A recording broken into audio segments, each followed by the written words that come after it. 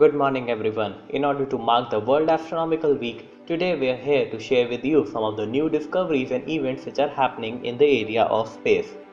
Many of the universe's areas are yet to be explored and continuous study and research is going on in various fields associated with it. This astronomical day is an occasion that is utilized to provide an opportunity to us to familiarize with the multiple facets of the universe. We are going to show you 3 recent discoveries with the science behind them. So we'll talk about the gravitational waves, discovery of atomic oxygen on Mars, and the new exoplanet findings of Kepler.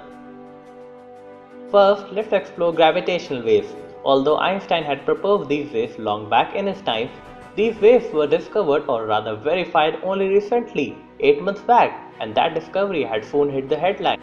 Einstein's mathematics showed that massive accelerating objects would disrupt space-time in such a way that of distorted space would radiate from the source, which are like the movement of waves away from a stone thrown into a pond. These are none other than gravitational waves, of which you can find out more in that video at The Verge. This discovery was made by the LIGO. Precisely defined by Caltech, LIGO is a masterpiece of complex and sophisticated engineering. Superstabilized lasers, enormous vacuum systems, the purest optics, unprecedented vibration isolation, and servo controls all the work symbiotically for one singular purpose: to sense the ephemeral passage of gravitational wave. You can explore the working of LIGO in this video by Nature Videos. Now the discovery of gravitational waves has a lot of implications. It gives us a way to look into the beginnings.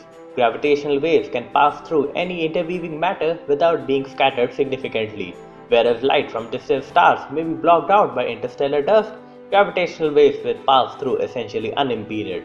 This feature allows gravitational waves to carry information about astronomical phenomena as never before observed by humans. Next, we come on to the discovery of a more accurate amount of atomic oxygen on Mars. Notice that by atomic oxygen, we refer to the single atoms of oxygen and not the elemental oxygen or O2 which is found on Earth. Mars is the fourth planet in our solar system and has 2 small moons. The atoms were discovered in the Martian mesosphere, the upper layer of the red planet's atmosphere. The Viking and Mariner missions of the 1970s made the last measurements of atomic oxygen in the Martian atmosphere, but they had varying results. Detecting atomic oxygen in the Martian atmosphere has been difficult in the past, such as on those missions of the 1970s, because researchers weren't able to measure accurately the wavelengths associated with it. More precise measurements have been done by the Sophia Observatory or the Stratospheric Observatory for Infrared Astronomy, which you may imagine that it also looks like this, but actually it looks like this. So let us now try to understand how that plane here on Earth figured out the percentage of oxygen on Mars. It all has to do with light and its properties.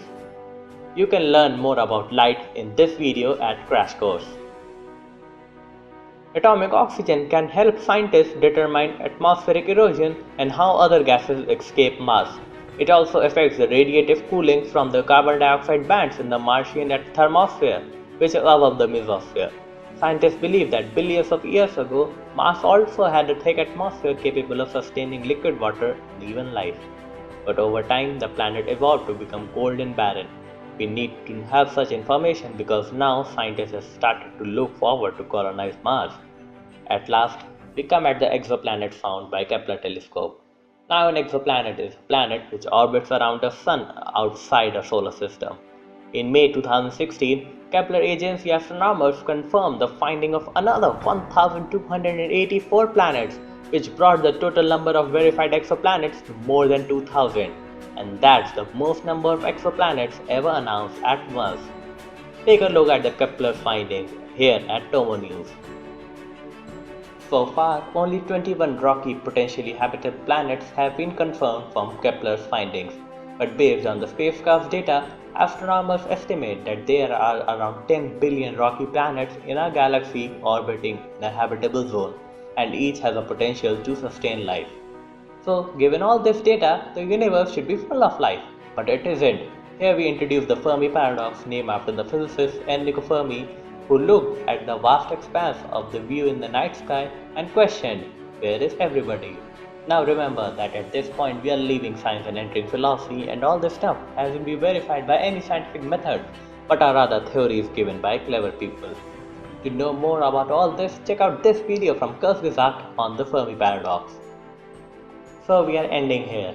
The universe is very big and a lot of messy things are going around it. Many wonderful and marvelous things keeps happening which continue to baffle our minds and challenge our explanations of the world around us. All this shows that no matter how much we are on top of things, we are just on a tiny fragile island in space looking into sky and wondering how our universe works. There is so much left to learn, and that is great.